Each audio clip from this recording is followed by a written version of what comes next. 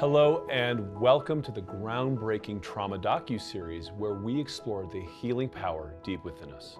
I'm Dr. Pedram Shojai, the urban monk and co-founder of Whole TV. And I'm Nick Palizzi, founder of The Sacred Science and the other co-founder of Whole TV. Thanks for joining us. Last time, we explored the impact societal trauma has on our mind and body, not just on the individual, but all of us. That's a pretty big concept to tackle. So it shouldn't be a surprise to anyone that we're going to continue our exploration of this phenomenon of societal trauma. It's so pervasive that it can be hard to see. Almost like a fish that's unaware of the water in its bowl, we've become numb to all the pain and bad news that surrounds us, like it's somehow a normal part of our human story. And it shouldn't be. The bad news media is drowning out our life balance. Balance is a big challenge in our world, but if you can find it, it's a more sustainable use of your mind, body, and energy. It just takes discipline. Unfortunately, finding middle ground hasn't been that easy recently. We live in such polarized times. Large-scale events like pandemics, politics, social issues, economic challenges. Or everything all at once. Exactly. Big events like these have their own inherent impact, but they can also amplify the societal traumas that already exist. Then there's ourselves. It's easy to become overwhelmed with your own experiences when the world around you is going through its own turmoil. Here's Nick with more on how we're going to further explore this concept. Last episode, we got into discord between communities with the story of Stephanie. Her biracial background created tension in African American and white communities. This led to her growing up without a sense of belonging, which was further exacerbated by an abusive father. We'll now continue with her story, and we'll also meet Hank and Catherine, victims of violent societal trauma. Let's begin.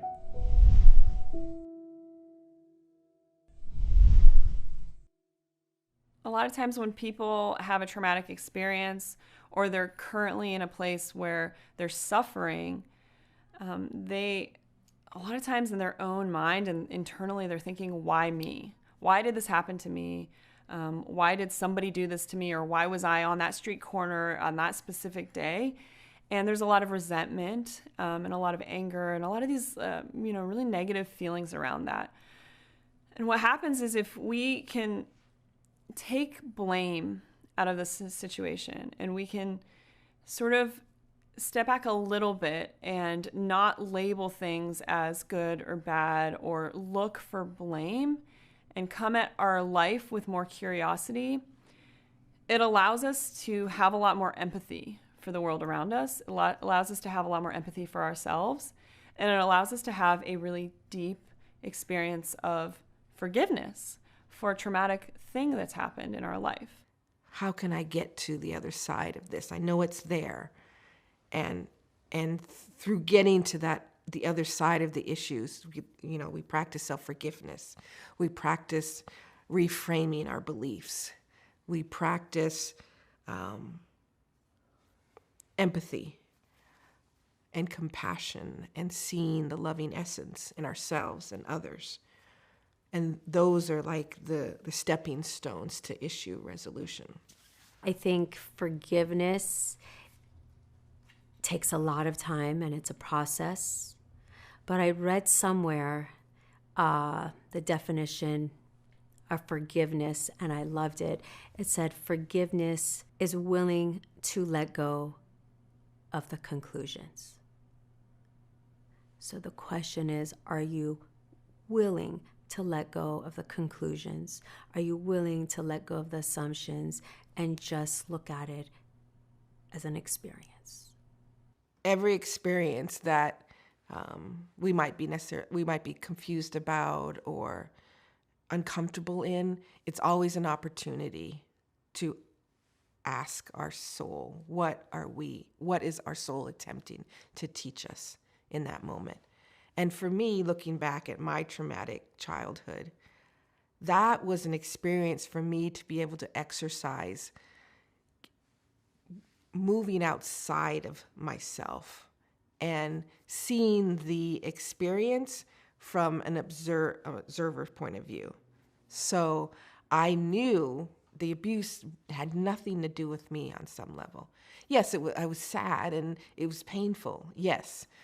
But it was so many opportunities came in that experience, those years. One, I'm comfortable alone. I'm comfortable in silence because I would spend a lot of time silent in my room so my dad wouldn't necessarily hear me. I wouldn't trigger something. So I would just sit in silence. I was a competitive figure skater when I was a child too. So I would practice in my room. I would stand on my head in complete silence. And so now I have the best balance. I mean, I have such good balance. I never fall because I'd learned as a child balance, physical balance, and spiritual balance. Forgiveness is a word that we keep hearing as it relates to trauma. Why is forgiveness so important in the healing process? So when I think about forgiveness, I think really about this concept of empathy, just empathy for self and empathy for others.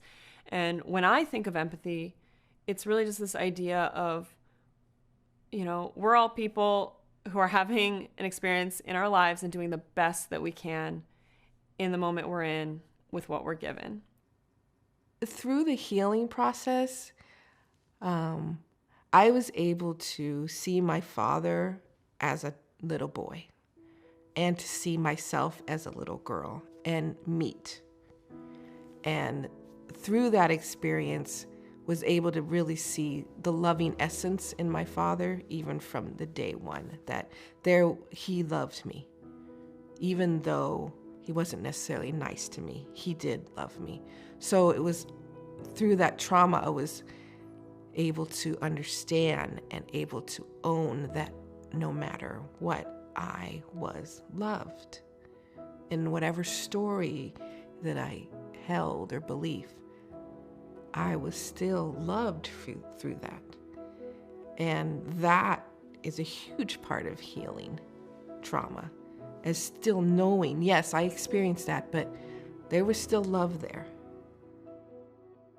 It takes time. It doesn't happen overnight. Forgiveness is a process. But every day, one has an opportunity to forgive themselves. There's no doubt in my mind that you don't come across an experience, a person, a thing, something, whether it's through eye, through hearing, through smelling, through touching, through tasting, that doesn't trigger something where you can take that moment and look at yourself and say, for me, I tell everyone, and for me, I immediately like to put my hand on my heart and just say, I love you and I forgive you. And you are beautiful and you are whole. Right? So saying that to yourself is a form of forgiveness. It's a way to forgiveness. It doesn't happen overnight. But I love that phrase, am I willing to let go of the conclusions and the assumptions? And that's training the mind. The same way in this world, we go out and we're working out, 2 hours a day, 1 hour a day to get the biceps, to get the six packs, to get the body in shape. We're eating like crazy people, trying to be organic, non-GMO, healthy. We're putting so much discipline in those areas in our work. But one area that takes a lot of effort because it wasn't taught to us, we didn't go to school learning these things, is training that muscle, which is the mind-body muscle, training the thoughts, those voices that come into our mind that doesn't allow us to forgive, doesn't allow us to let go, doesn't allow us to love, doesn't allow us to move forward. And I think it's part of our evolution to be able to understand that trauma isn't necessarily bad, right? It's not necessarily like a label that we have to put on ourselves, negative, that it is and was an opportunity for me to evolve spiritually and emotionally. Society as a whole can be overwhelmed from disasters, war, or terrorist attacks. Can you tell us your story of how societal trauma affected you? So my story started in New York City.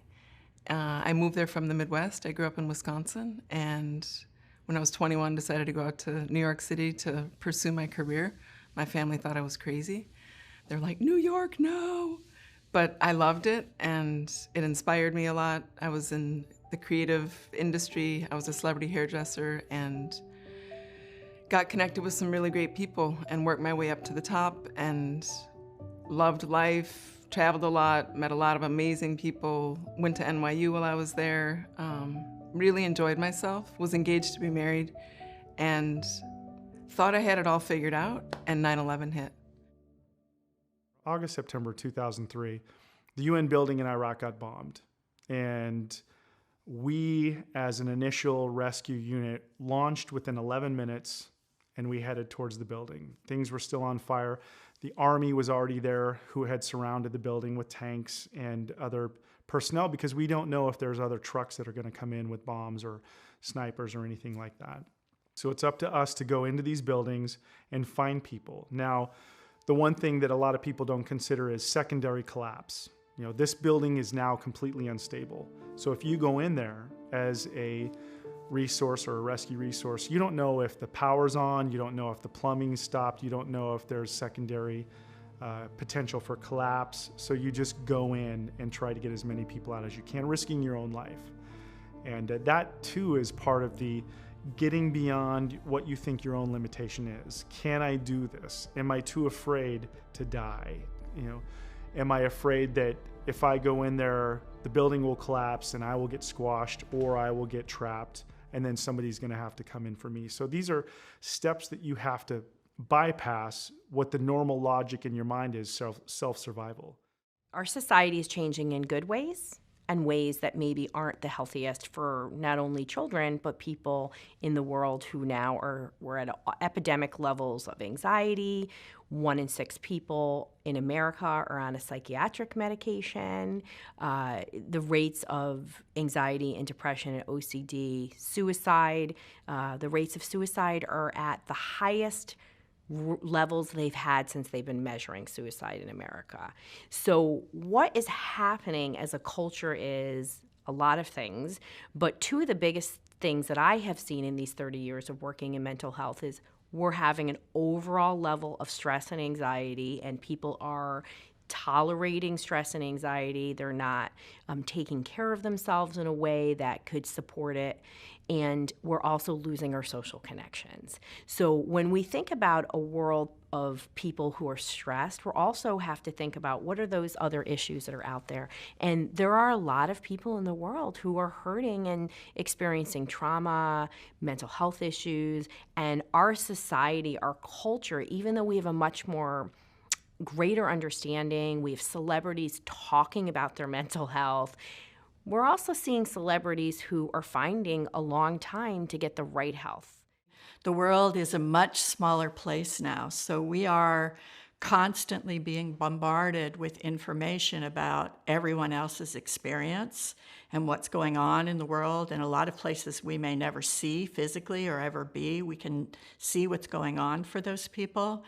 And what we begin to see is not only is there a sort of personal sense of trauma in terms of interacting with the world and too much coming in, but there's a sort of social sense of trauma that people are recognizing now, that groups of people are sharing traumatic experiences.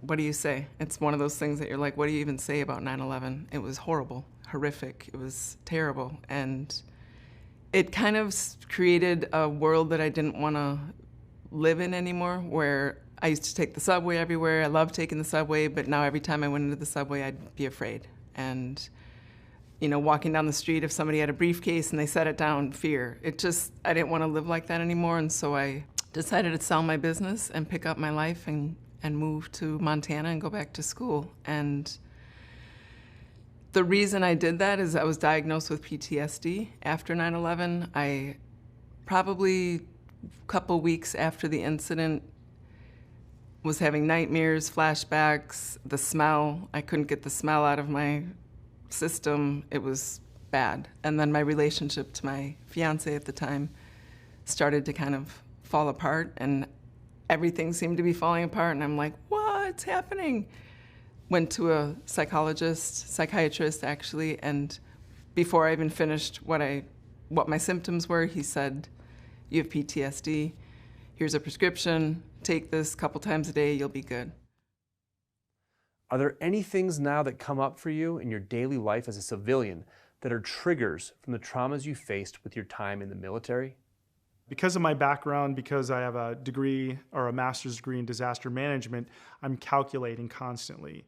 What could possibly be the threat here? Besides, yeah, our job is to go in and take these people out and get them help. But what's the threat? There are snipers out there. There are people on top of buildings. There are potential explosives somewhere.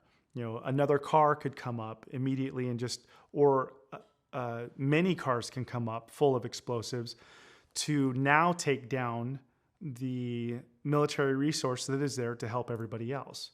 So we're hoping that, okay, let's hope that everything's right, that the security is good enough to where we can go in and we don't have to worry about that. We still do. As a team leader, you're constantly worried about your team. Do you have the right equipment? Are you healthy enough to do this? Are you going to pass out because it's 125 degrees out? So now you have to think of any kind of medical emergency that could happen while you're doing the mission. Because we've had people get too dehydrated to do anything, which causes a lot of physiological problems. So now, not only do you have the liability of what you're doing in the mission, you're having your teammates having to take care of them. So as a team leader, you go in, you try to get the job done, you try to get everybody back alive, and that's the mission, get everybody back alive. You take all those memories, you take all those visions that you just had, all the procedures, and you hold on to them. And you don't want to talk to your buddy about them because you don't want to look like the weak guy. You don't want to say, I have a problem with this, because we've been trained to have such an ego about it and to be the warrior and to be unaffected that we're too afraid to look weak. But I could say without a shadow of a doubt that there is nobody out there that's not affected by this kind of trauma, by this kind of event, whether it's a plane crash that I've seen many of, whether it's in a war zone, or even in the civilian sector when it comes to real disasters, hurricanes, fires, earthquakes, collapsed structure, confined space. It's all the things we're trained for, but there's nothing in place to say, hey, when this happens, come back and we will sit and we will talk about it. We will see what we can do about it. One of the biggest traumas that I see for people is that they're going from provider to provider to provider looking for help. And what's really happening is we're not giving people the help and the education and the support that we need. And these high levels of mental health issue in America are just a reflection of what's going on as a society. People are starting to recognize, I think now, how traumatizing that zeitgeist, if you will, is, right? What does it mean, for instance, to be raised as a person of color? What traumatic experiences are you carrying? Because that's what you were born into, and that's what is happening in the news now. Like we look in the United States, that the relationship that the police have with young men of color and how traumatic that experience is. So you look at things like the Me Too movement, how women are now starting to stand up and create better boundaries in terms of their physical body and what is okay and what's not okay in terms of their interaction with others. These are huge spiritual shifts that are occurring because self-awareness is rising. And as it begins to rise, there's usually a lot of chaos associated with that. It's really uncomfortable and people feel the impact of that trauma in a lot of ways. So you see a lot of people now medicated for anxiety, medicated for depression, medicated for sleep, in ways because of cultural trauma or societal trauma, and recognizing your part in that, whether that's as a victim or as a perpetrator or as a bystander standing doing nothing while it's happening. It's a traumatic experience. You were in the military for many years. I'm sure lines got blurred when you needed to separate your home life from when you were on duty. What are some of the repercussions you experienced from societal trauma? When you're sitting with somebody who is ambulatory and coherent, somebody who can walk, and somebody who's been injured, but they're still coherent enough to talk to you, you're instantly, not only are you the trauma medic, but you're instantly their counselor. You're trying to comfort them. And we don't go through any of that training. Our training is fix them, patch them, get them to a surgeon as fast as possible. So we have to rely on our own personal ability of compassion and kindness to comfort these people, whether they have injuries or they don't, because they just went through that trauma. So now you're sharing their trauma and trying to help them with your tools that you have, whether that's limited or whether you have a degree in psychology. But now you're their therapist or their comforter, or you just save them so they lock onto you, and you have to hold them the entire time and take them to the MASH unit. And how that affects you at home is, if there are children involved, if there are people that look like your friends or a female that may resemble your wife, you take that home and you see your children and you see the children there, and you can't imagine if your children went through that. So now that becomes an additional trauma. Looking at your children, imagining, what if they were in this situation? What if they were in a third world country? And Iraq's not a third world country, but any other third world country where they don't have these resources, So you get very emotional, even just looking at your children in gratitude that they're not over there. So that's traumatic. And so many parts of this ladder of trauma that you don't know until you are involved in it. You can't talk to anybody until you know what the problem is or where it's being triggered from. Nobody teaches you that. Nobody says, hey, it's okay. It's okay not to be a warrior, until you're out and you find somebody who says, hey, it's okay not to be a warrior. I was amazed. After a month of taking it, all the bad stuff started to subside and everything started to even out a little bit, but all the good stuff started to subside as well, along with the bad. And I just became kind of comfortably numb. And it didn't last very long before I was like, this isn't for me. I don't want this. This isn't the lifestyle I want to be living. There's got to be alternative ways and modalities to healing from trauma and PTSD. And so I weaned myself off of it, and that's when I decided to pick up and move, and I kind of began my search to find alternative methods on healing from trauma. During a societal trauma, we all experience the same thing at the same time. But how that trauma is interpreted is a personal experience. Whether you're a highly trained professional like Hank or a victim of terrorism like Catherine, large-scale societal trauma can have a lasting impact that often leaves people with PTSD. Let's recap what we just learned.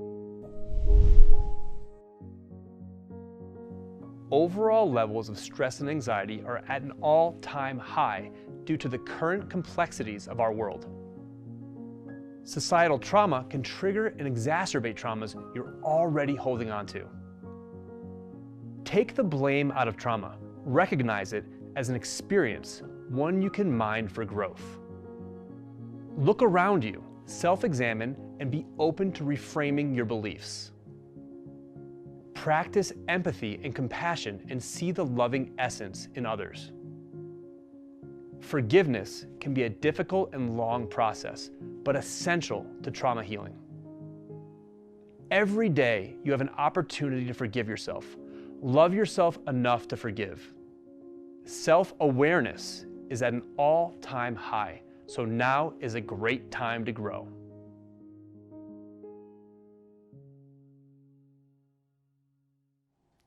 I hope you're learning a lot from this episode, and we're going to pick back up in a second. Just want to take a moment to tell you how you can access the entire trauma series on Whole TV. You'll find a link to the full docuseries as well as a vast library of other health and wellness content. It includes a bunch of powerful bonus materials that you could bring into your home at a special discounted price. This includes a trauma companion guidebook that's packed with powerful takeaways and action items from each episode. We're taking deep dive, comprehensive wisdom that's not included in what you see here and adding it in the standard subscription here. You'll also be invited to exclusive live stream events that we'll be hosting where you can ask questions directly to some of the renowned experts you see in these episodes. So if you're interested in bringing these powerful healing solutions into your life, it is well worth investing in yourself. We'll see you in there. We all experience trauma in our lives, and we all face things that are uncomfortable. Societal trauma, not just everyday stresses like figuring out what to make your family for dinner. Yeah, societal trauma. But the hardest part of doing anything challenging is getting comfortable with taking that first step. Especially in cases of high stress levels. The horrors of war that Hank experienced, or witnessing 9/11 firsthand like Catherine. Violent experiences up close and personal can leave you filled with anxiety, even paralyzed with fear. It's important to remember that these are all normal responses to abnormal events. The psychological and emotional effects of violent societal trauma can spread rapidly, and it's not limited to those who experience it directly. Family members of victims, survivors, and people exposed through broadcast images also experience this type of trauma. Here's Pedram with the next section. Whether you're in the thick of it or watching a traumatic event unfold over and over on TV and on social media, we absorb all that pain and anxiety into our own bodies. It's not uncommon to emerge from these interactions with signs of PTSD. The psychological suffering from societal trauma is often more prevalent than it's caused by physical injuries. And carrying that trauma with you can be just as painful.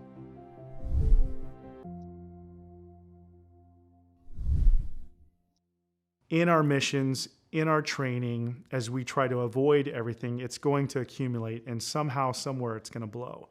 Whether that's in your personality, whether that's with your home life, whether that's with the issue that we have right now in the military is the 22 people who commit suicide a day. Whether they're in the military or they're out of the military, we literally need to build a system that helps people with all this trauma. With my personal trauma, I am not a violent person by nature. I am not a person that gets angry. I am not a fighter. What happens with me is I get sad. I am sad for what happens to the world. I am sad what people do to other people, what people do to children around the world, how there is still starving children and people where we have enough money and resources in the world that nobody has to go hungry. So when I go to a third world country and see these starving children, I want to do what I can with the very limited money that I have when I'm there. And to me, I know that's not enough. And for me, when I can't do enough, that gives me trauma to say, I know these people are living in the world and there's nothing I can do about it. If all of us individually are not taking responsibility for the negative emotion, we're pushing it out into the collective field. It's got to release. Just like a balloon has to release, that negative emotion has to release somehow. Again, when I heard this, I was like, wow, okay, so I might have contributed then to 9/11. That was really hard to swallow, but honestly, it was more empowering, and it made me feel like I can affect more change in this world if I keep focusing on making myself as clear, connected, calm as I possibly can. We're so quick to point the finger and blame everything outside. Again, the micro is me, the macro is the collective, it's everything, and what we're doing, every thought, feeling, emotion we're having is impacting the whole. Human beings are way more in our prefrontal cortex. We have too much brain to make trauma not something that we just have to wrestle with, because it becomes something we bury and compartmentalize, that we reject, that we hate, that we don't like. The human brain can't tolerate misery. It can't tolerate freeze states. We don't like freeze states, even though freeze states are the most common associated with trauma. Bracing, numbness, just getting through it. Fight and flight we like way more because it gives us a feeling of power. So we usually find people fighting and flighting when they really just have to cope with the freeze, what they lost. Gabor Mate says that, for example, addiction begins, I think Eckhart Tolle said, addiction begins and ends with pain. And Gabor Mate said it's because we can't be with our pain that we keep running from it and hiding from it. As far as how the body stores it, it's so unique to each individual that a lot of the work I do tries to palpate where in the body or in the energy field or in the psyche has this conspired to do its sort of labyrinth, its very, very complex wrapping in the human. So each person holds it in different areas. It'd be nice to say like, oh, the low back holds this trauma and the right toe, that's where you carry that trauma. But actually, each person's system is so different and they need different things. Some of my clients need such deep work in certain areas just to bring them back online, just for them to feel like anything's happening at all. If the trauma, the hurt, the pain gets lodged in the mind, in our consciousness, then it in turn is going to get stuck somewhere in our body. And if it's not dealt with in the body, it's going to turn into disease. And because it's misalignment happening in the physical body that over time is going to break down the body, and it's going to fall into disease. A lot of times people will say, oh, I meditate, I do Kundalini, I do yoga, I do breath work, I do all the right things, but something's not shifting for me. And usually the reason why that is because that energy or that trauma has already come into the body and it's hanging out in the body and it's staying stored there. Sometimes, these spiritual practices, what they do is that they make the threading tight, but that trauma is still stuck inside. A lot of the stuff that I have in my past with the military, you get deployed, you do a lot of civilian rescues, you see a lot of the drama of the world, the traumatic events, the killings, the explosions, all the stuff that people only get to see on the news, you get firsthand. You're watching it firsthand, basically. And so we are trained as pararescuemen to be the trauma medic, to be the shooter, to go in, to have no emotion, to do the job, to save lives, and to come back and still act like we are okay, like what we just saw is okay to live with, or what we had just been a part of. There's no system in place to come back to reintegrate yourself into normal life. Because when you're not deployed, you're just doing training and you're going on school trips and you're working and going back to your families. There is an attempt for the military to have you write down what you've done. Do you have any issues? But if you admit to those, then they're going to start questioning whether you have the ability to remain in that job. So when we bring it and we hold it inside of ourselves, and we're too warrior or manly to talk about it with our other teammates, it starts to build up. And some people get affected by it a lot more or a lot worse than others. There's just so many ways that trauma gets stuck in the body. And if we could start with that first, I think there would be a lot of healing within people. There are lots of healing modalities for removing trauma from our bodies. What's the method we can use that's easily accessible? Breath work is definitely one of my favorites. Number one, because I feel like it's individuals start to access their own healer inside of themselves.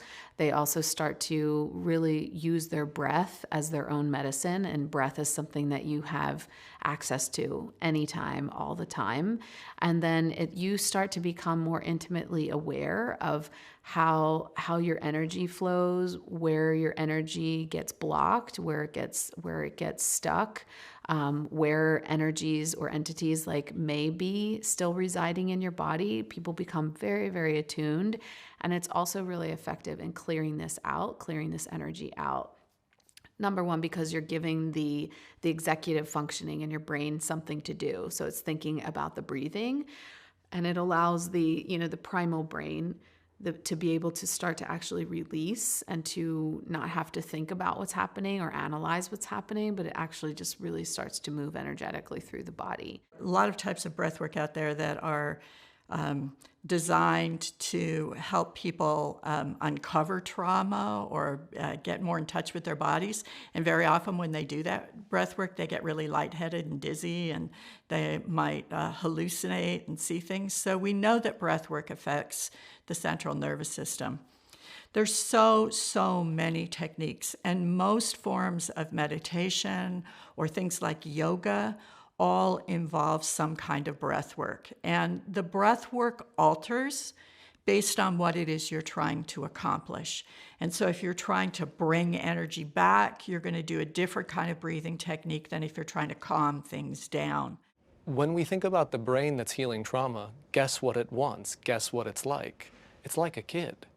It wants big solutions, breakthroughs, huge, quick resolutions, like massively transformative experiences so that it can say, that's done now, I'm better, and I can just go on automatic pilot and move forward, right? Remember, consciousness is not autopilot, but the brain's like, I want to break through, that's solved, and then just go back to doing what I know how to do.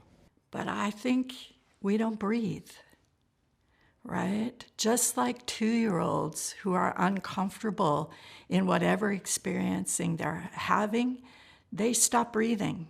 We have stopped breathing. I can't tell you the number of patients who come in to see me who are breathing from here up, right? They're not taking life in anymore. They can't take life in anymore. So their diaphragms are really tight and their chest is constricted and they're living from the neck up. We don't breathe anymore because life is uncomfortable. The problem is that it's breathing that gets you through the uncomfortableness. Breathing seems like such an easy way to help alleviate trauma in our system. Why is something so simple like breath work so helpful as a healing technique? When they're doing this form of breath work that comes from the teacher David Elliott, their hands will get very cramped, or their mouth will get kind of cramped, or they'll get really hot and sweaty, or they'll get very cold and chilled. Oftentimes they'll feel a lot of energy in their back or in their neck, in their jaw right here. And so a lot of those symptoms when they're doing the breath work have some like general relationship to trauma and like what's actually happening in the body, where it got trapped into the body, and then being able to really identify where it's residing so that you can clear it out. So it stops being this big nebulous idea of like, oh my gosh, I have trauma, or where is my trauma? I don't even know. It's really also great for individuals who have experienced so much trauma that it's hard for them to even go into that space. As we do the breath and we release the vibrations that are obstacles, there's usually a huge transformation in the felt process. But what I say is that psychology feeds entity. Negative processes feed negative energies to gather around and seal them in. So if you don't change the psychology, you'll cleanse it and then re-attract the same problem. So energy or breath work really clears out, and you're like, I'm clean now, what's my psychology? And oftentimes the psychology is either self-loathing or grandiose or something else that calls all these vibrations in, and you can again cleanse with the breath work. But breath work for me is increasing oxygen in the brain, and it's challenging the energy field by increasing vibration.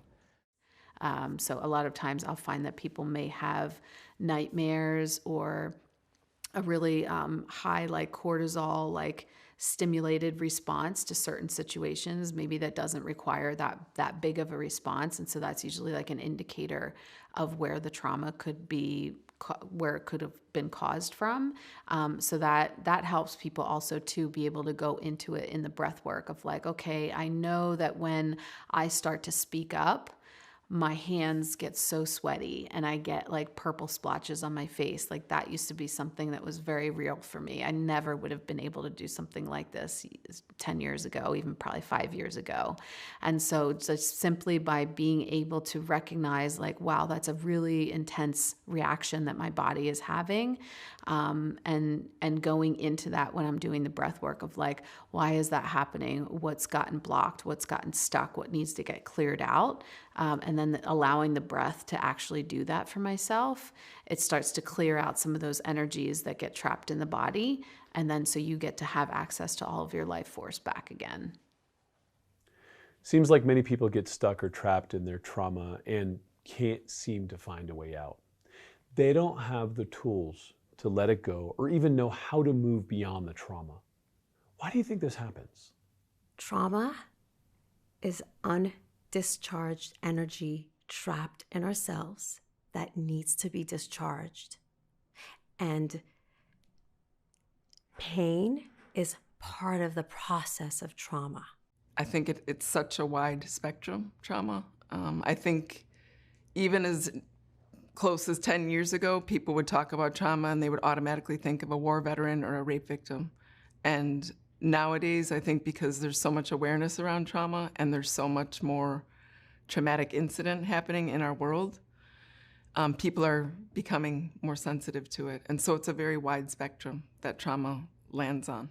It can be a single incident that takes place. It can be from repetitive events taking place. There's something in our mind that feels or thinks pain and happiness go hand in hand. If we have pain, we can't be happy. But the opposite of pain is not happiness. The opposite of pain is just no pain, comfort. Regardless, it kind of overwhelms the individual's ability to cope with not only the emotions that come from traumatic incident, but the idea around what happened. This conversation, I'm going to use 9/11 because that was my traumatic experience that took place. And just the idea that terrorists flew two big jet airliners into the side of a building, that's really hard for the mind to make sense. You can't. And so it overwhelms the person's ability to comprehend and process, and therefore it gets kind of stuck. If I feel this pain, I can't be happy, so I don't want to feel this pain. I don't want to feel. And that's trauma, running away from feelings, running away from these sensations in our body.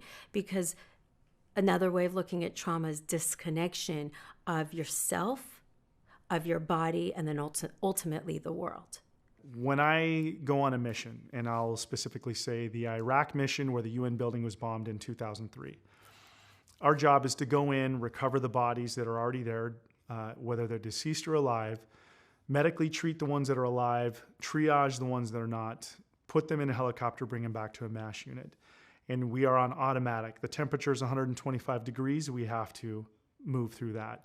We have all our gear, our equipment, our weapons. We're talking to our aircraft. We're being a team that has to be in this situation, do what we need to do to get these people out, to help people recover, and to be with ourselves when we get off that mission. We go shower, we go clean up, but having those images in our mind doesn't go away. And one of the reasons why I now understand most military people do not tell stories about these missions or about these traumas is because we don't want those visions or those memories in other people's minds. We don't want them to see the ugliness of war. We don't want them to assume or build a story in their mind or their imagination to add on to the story that's already terrible enough. So we don't talk about it. Unless we have good friends or we're talking with our teammates and we discuss a debrief of what happened, or talking to a military psychiatrist or a psychologist. This is my problem. Help me move through this.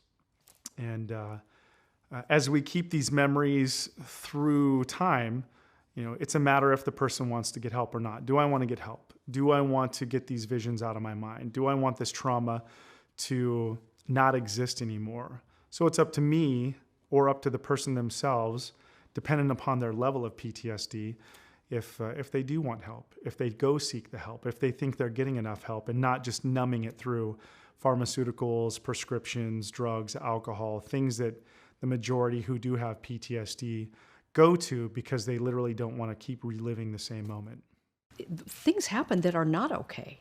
Things happen you don't ever want to welcome back in your life, and there are people who have issued some of those things you don't even want knocking on your door. And that has nothing to do with keeping you trapped. But until you forgive yourself for the thoughts you've had about yourself because of this situation, until you forgive life for having some things happening in it that are not what we want. Everybody has things in life that we don't want to have happen.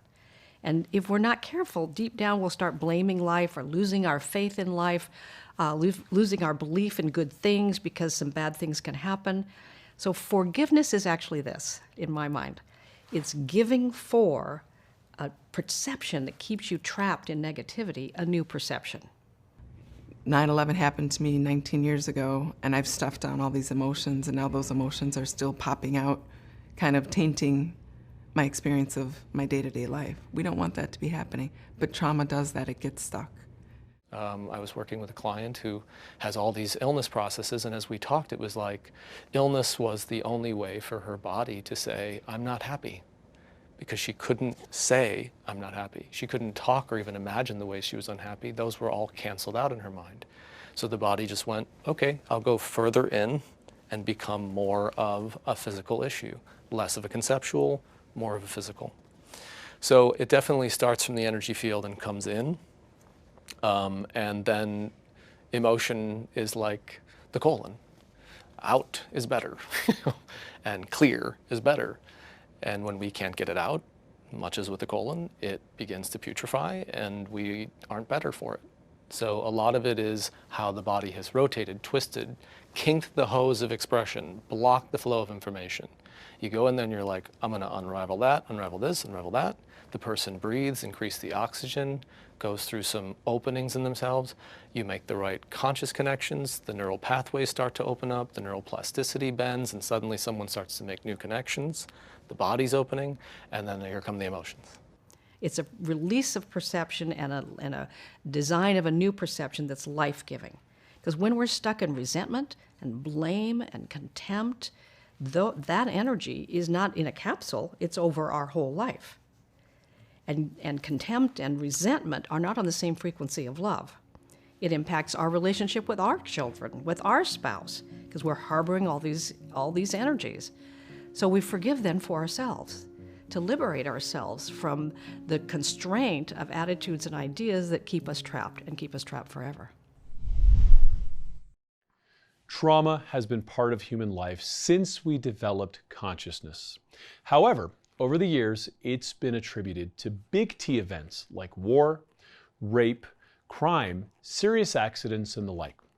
Only in the past few decades have other kinds of trauma been recognized and treated. As Catherine said, somehow the impact that 9/11 had on all of us contributed to a greater awareness of societal trauma. Let's review some of the key points that were just discussed on releasing trauma. Trauma is undischarged negative energy trapped in your body. It's the disconnection of yourself, your body, and your world. If you keep your trauma locked up in your body, it will find a way out. Trauma is like a kinked garden hose, blocking and holding up your life force energy. Unkinking that hose will release your trauma and allow your body to make new connections. Exercise, movement, and mindfulness are all ways to cope and recover from trauma. Breath work is a powerful tool in recovery. It creates openings for energy flow.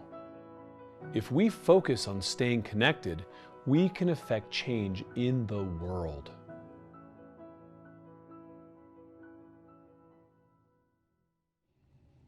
As prevalent as societal trauma is these days, we are fortunate to be living in a time where treating trauma has never been more widely accepted and practiced.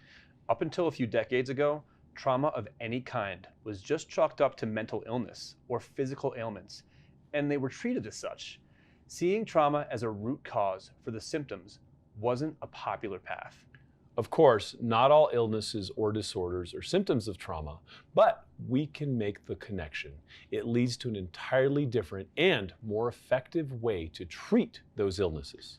Think about all the lives that can be saved by recognizing trauma in soldiers and first responders, law enforcement, and rescue workers. Absolutely. People whose jobs put them at risk. Folks who see the worst in humanity.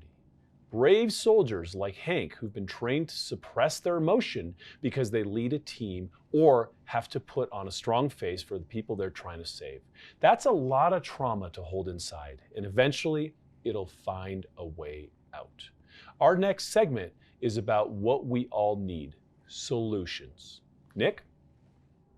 Societal trauma is nothing new, but treating those who experience it is a growing discipline.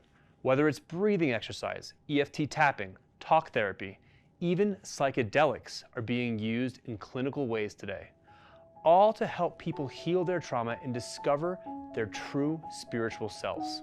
Let's continue.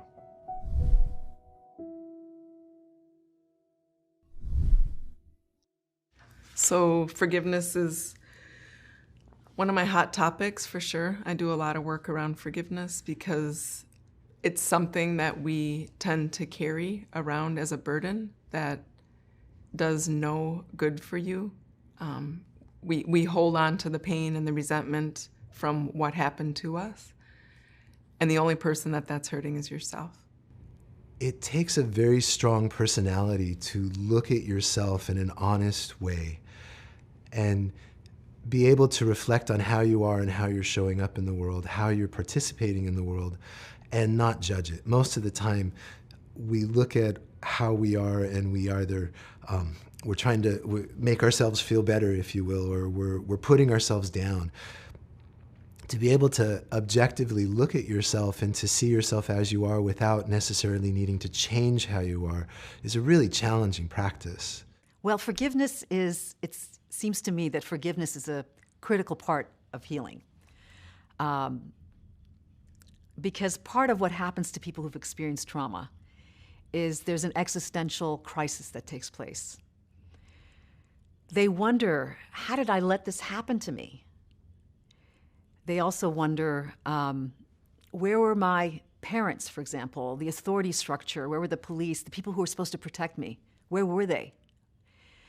And they could also wonder, where was God? So if they believed in a God, where was God in all of this? So people who go through trauma go through an existential crisis oftentimes. And there, at times, needs to be recovery that requires forgiving oneself for letting this happen, forgiving, others who let it happen. So it's a process of forgiveness. Eventually in healing, I think there are levels of healing. It's beyond forgiveness. I mean, once you get to the place where you understand the human condition and where we all are and how easy it is to be a victim who then offends, for example. There's a lot of humility. When you go through deep levels of healing, you become very humble because you see, you own your own violence.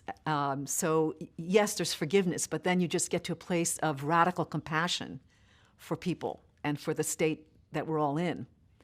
So there are levels, and I think forgiveness could be part of it, but it's not where you necessarily end. I think we tend to get to the place where we say, I'm failing, I'm doing this wrong. And forgiving yourself for struggling, forgiving yourself for carrying trauma, and maybe even finding this place of compassion that really comes from understanding that your traumatic response is your way of coping. Whether it's kind of that paralysis, whether it's avoiding a difficult place, whether it's headaches, whether it's tearfulness or even anxiety or nightmares, that is your way of coping. And to find a sense of forgiveness for yourself, even though that's probably not how you want to live, but I think once you can come to the place of saying, I don't want to live like this anymore, and I don't hate myself for it, you'll be much more likely to move forward. There's this big stigma about forgiveness. I need to forgive my neighbor. I need to forgive people. But forgiveness isn't for that other person. Forgiveness is literally for yourself. You have to let go of what somebody else did. And I'm currently in a huge situation where I have to attempt to feel forgiveness every day, because the ego wants one thing and the forgiveness wants another. And then you have to tell them, we have to figure this out. So in my meditation, what I do is when we attach ourselves to somebody through trauma, or we attach ourselves to somebody through rage or anger or disappointment, we are linking to them. There is an energy line between you and them. And when you truly forgive, it's not saying that what you did is okay. What you did was just fine. I'm moving on. What it is you mentally look at that person, let go that energy cord, pull that life force back into you and say, I no longer want this energy connection with you. It is the form of forgiveness. And it's not saying what you did was okay. It's saying, my feelings no longer serve my purpose of being healthy and in wellness. We keep hearing about forgiveness and how it's such a critical step in the healing process. Some might say easier said than done. What is the most difficult part of forgiving as you see it? To be able to objectively look at yourself and to see yourself as you are without necessarily needing to change how you are is a really challenging practice. For me, I spent a long time with my leg thinking that I did something wrong, thinking that somehow I had done something to deserve being a passenger in a car that I was not driving at 14 before I could even begin to drive. But something must have happened to me that caused me to not be able to walk again and to have to go through all that suffering that happened after that. To get to a place to be able to say things just happen, and to forgive myself for all of the internal damage I did to myself in my head, that I deserve this. Something I must have done something bad to deserve this insult. This lifetime, a previous lifetime. My head did a lot of things with that over the years. I think the hardest person to forgive for anything is always ourselves. I think we can be much more generous with other people than we can be with ourselves. There's like the perpetrator and victim experience. It's hard to forgive a perpetrator. But what I find more often in my work is that the victim blames themselves. And society blames victims a lot too, right? You wouldn't have been assaulted if you weren't in the wrong place at the wrong time, if you didn't wear that dress, if you didn't drink that wine. And I think when society attacks somebody for being a victim, I think we perpetuate that message. So really, if we could shift and to start to bring some compassion and say, it doesn't matter what you did, you don't deserve what happened to you. And now let's find a way to forgive yourself and to feel that you can find some strength and power again. It would take a really long time to list all the ways people are hurting in society. But if we look at it from a different angle, how can we start healing as a society from the traumas we experience as a collective group? I would say as near as 5 years ago, I would have said it's necessary to process the trauma or the hurt and the pain to really feel it and experience it. But I feel that consciousness has elevated a lot in the last couple years, to a point where for some people you might have to feel the emotion of the hurt and pain from the past to be able to process it in a healthy manner and release it. But for other people, just having the awareness around where you're stuck, that awareness can be enough to create the shift.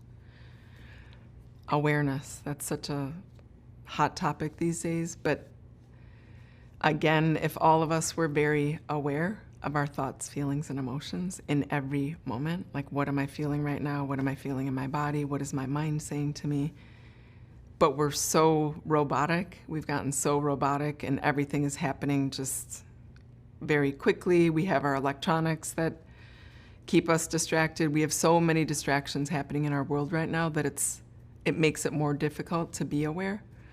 But back to the introspective work, just having the awareness of where you got stuck or where the trauma hurt you or hit you, or having a conversation about it, that can be enough to shift into healing, into coming back to this space of cohesiveness, of authenticity, of oneness. We're really lucky because we're living in a time where we have access to many kinds and many forms of therapeutic interventions. And there are many ways to address trauma. It's in the body, it's, for those who believe, it's in the energetic field. There's multiple avenues of addressing trauma.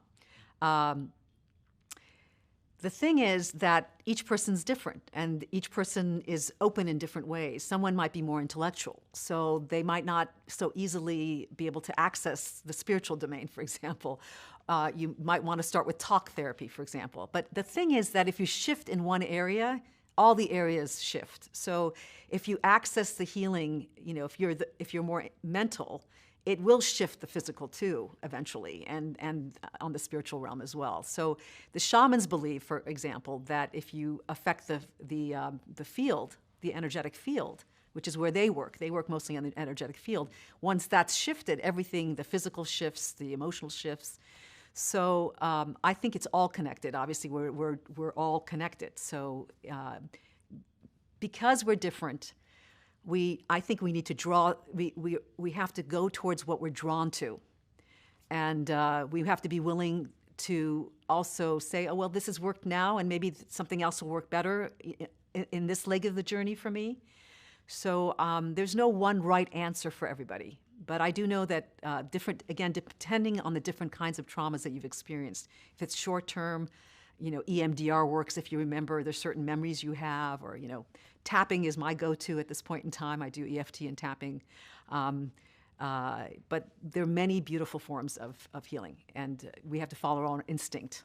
22 veterans a day commit suicide, whether they're not in the military or whether they're in the military. When I was stationed at Moffett Field here in California, we had a guy who was a computer repair guy, military, enlisted, children. All of a sudden, he doesn't come to work, and everybody finds out he committed suicide. Now, we all assume, what happened? I mean, he doesn't have a stressful job that we know of. He doesn't have a stressful life that we know of. He has kids.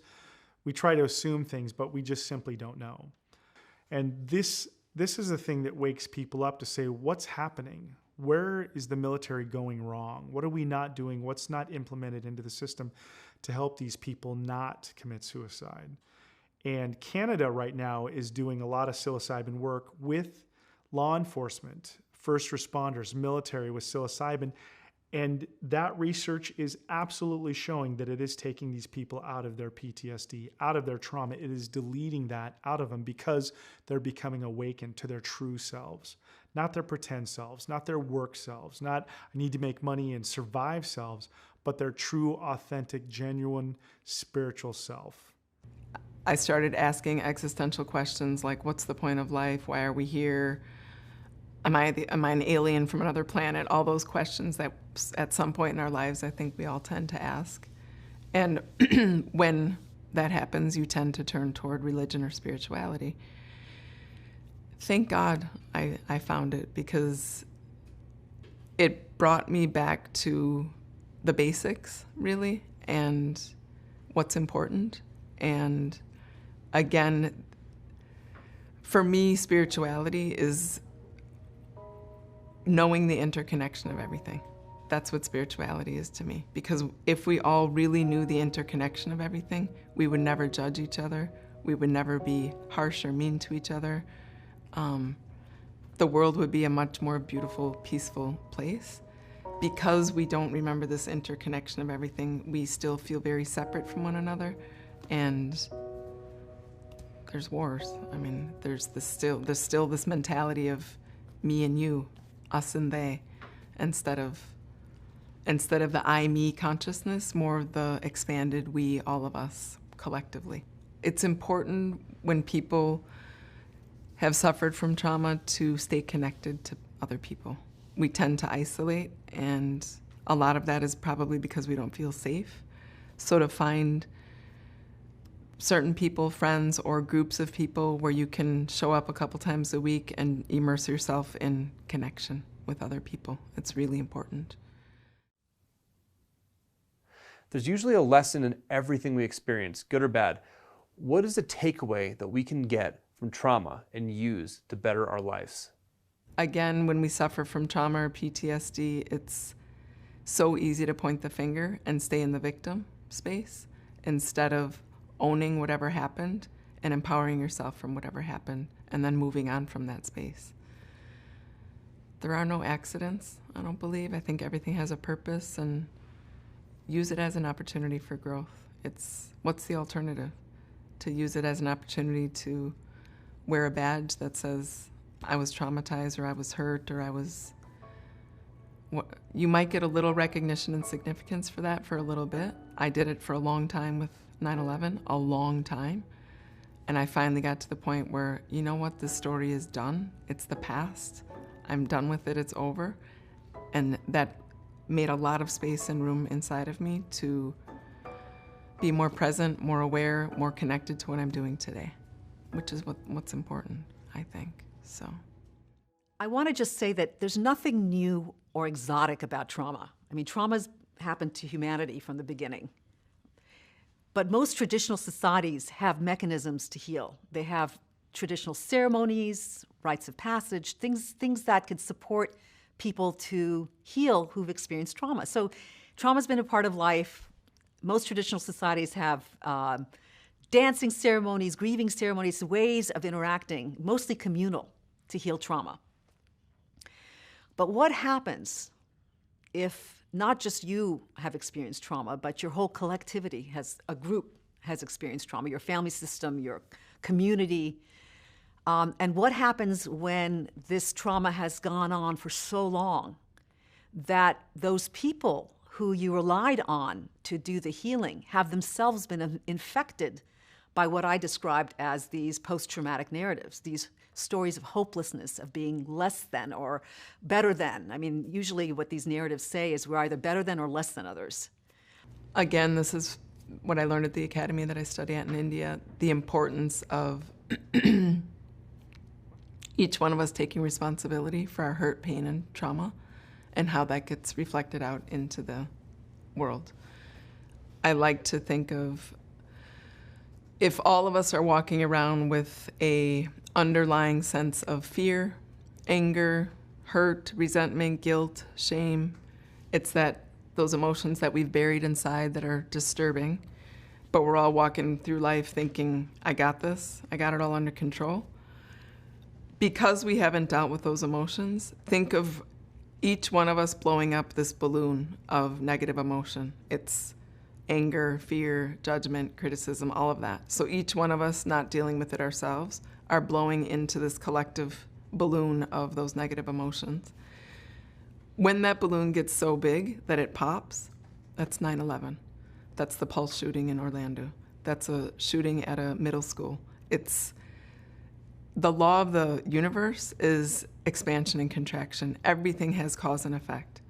If all of us individually are not taking responsibility for the negative emotion, we're pushing it out into the collective field. It's got to release. Just like a balloon has to release, that negative emotion has to release somehow. Again, when I heard this, I was like, wow, okay, so I might have contributed then to 9/11.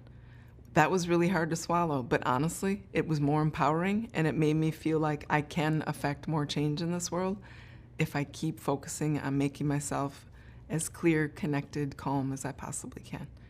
We're so quick to point the finger and blame everything outside.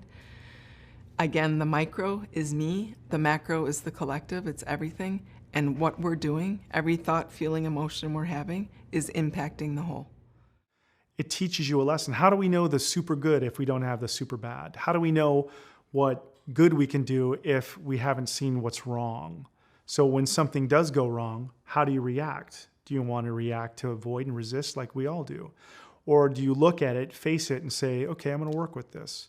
You know, my own personal crisis of having my children moved away for a little while and then having something come in, as much pain as it is, the beauty of what happened overtakes that and says, yes, I felt the pain, but the reason for the pain and what it created, I would do it over and over again just to get what it created inside me, the perspective.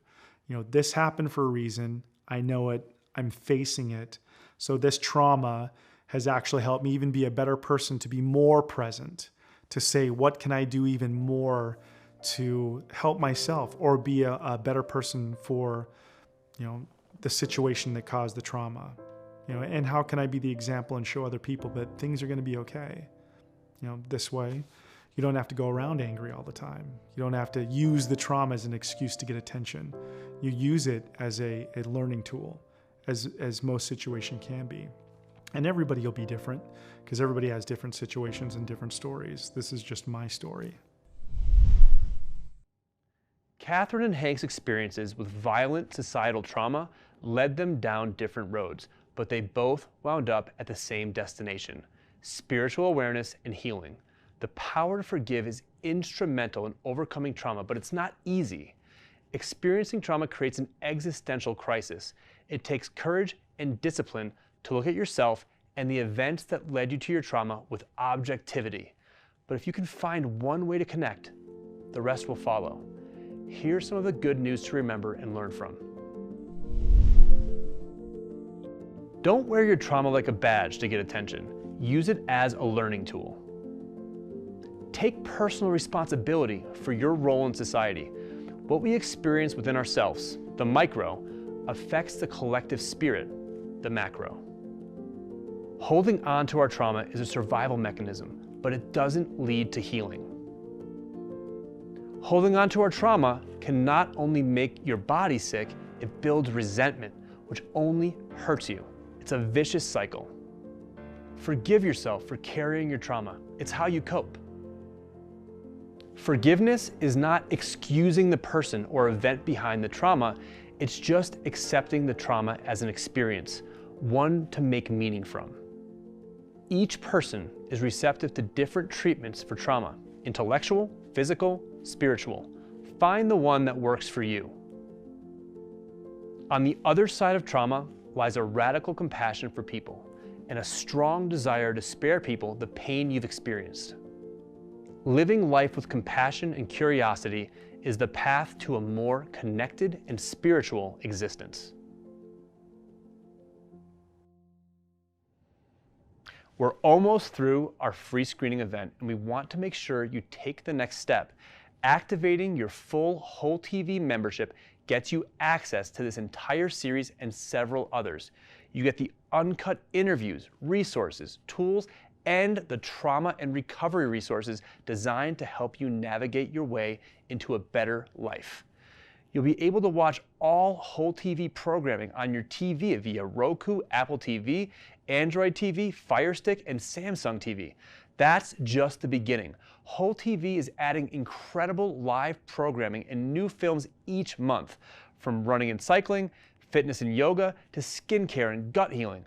We're adding new content each week to help you in all facets of your life. It's a no-brainer. Join us and help us help more people.